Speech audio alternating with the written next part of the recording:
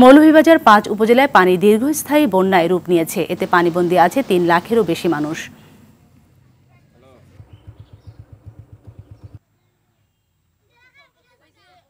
বাড়ি ঘরে পানি লৌকায় থাকি, লৌকে রান্না বান্না করে খাই। প্রতিদিন চকি খালি উপর দিকে আমরা মানে বাঁশ গাইরা আর বান্ধা মানে বাঁশের উপরে আছি, চকির উপরে চকি খালি ভাসাই সবসময়। আমাদের যাতায়াত খুব কষ্ট হইতেছে এবং মনে করেন যে আর খাওয়া দাওয়ার কষ্ট, রান্না বান্নার কষ্ট। এত পানি যে আমরা ঘর থেকে বেরও হতে পারি না, বা বাজার ঘাটে যে যাব রাস্তাঘাটেও প্রচুর পানি। পানির মধ্যে যে খাট তোলা দিছি, তোলা দিয়ে তার উপরে অটো বসে থাকি। আর রান্না বান্না করে পারতেছি না, ঝড় বৃষ্টি উপরে থেকে পড়তেছে, নিচে থাকি পানি উঠতেছে। নগদের কাছে সব গ্রাহকই প্রিয়, তাই তো সারা দেশে ক্যাশ আউট চার্জ সবচেয়ে কম। দর্শক, আমরা আপনাদের বন্যা পরিস্থিতির অবনতি বিষয়ে জানাচ্ছিলাম। এই বিষয়ে আরও জানাতে সিরাজগঞ্জ থেকে আমাদের সাথে সরাসরি যুক্ত হচ্ছেন সহকর্মী সাজিরুল ইসলাম সঞ্চয়। সঞ্চয়, জানাবেন বন্যা পরিস্থিতির কি অবস্থা দেখতে পাচ্ছেন, আর এই যে আমরা জেনেছি লাখো পরিবার বন্যায় আটকে আছে, তো এদের সহযোগিতায় সরকারি বেসরকারি প্রতিষ্ঠান থেকে কি ধরনের সহযোগিতা দেওয়া হচ্ছে?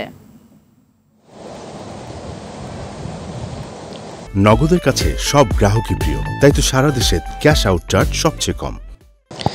সাথে আপনি যেমনটি বলছিলেন, এই মুহূর্তেও কিন্তু সিরাজগঞ্জের যমুনা নদীর পানি বৃদ্ধি অব্যাহত রয়েছে, যার ফলে কিন্তু সিরাজগঞ্জের ৫টি উপজেলার প্রায় ৩৪টি ইউনিয়নের অর্ধলক্ষাধিক মানুষ কিন্তু এই মুহূর্তে পানিবন্দী অবস্থায় রয়েছে।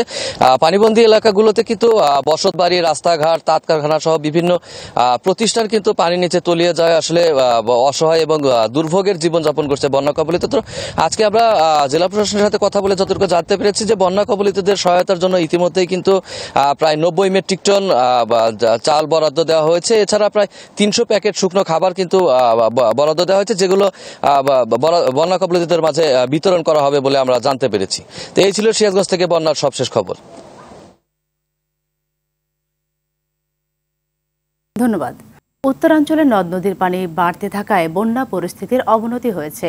কুড়িগ্রামে পানি বাড়তে থাকায় প্লাবিত হচ্ছে নতুন নতুন এলাকা। এরই মধ্যে জেলার ৭টি ইউনিয়নের প্রায় ২ লাখ মানুষ পানিবন্দী হয়ে পড়েছে। পানিতে ডুবে রয়েছে ৬,৫০০ হেক্টর ফসলের ক্ষেত। গাইবান্ধা ৪ উপজেলার ৫০,০০০ মানুষ পানিবন্দী দিন কাটাচ্ছেন। দুর্গত এলাকায় দেখা দিয়েছে বিশুদ্ধ পানি ও খাবার সংকট।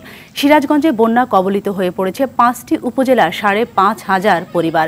টাঙ্গাইলে ৫টি উপজেলায় প্রায় ৩০,০০০ মানুষ পানিবন্দী রয়েছে।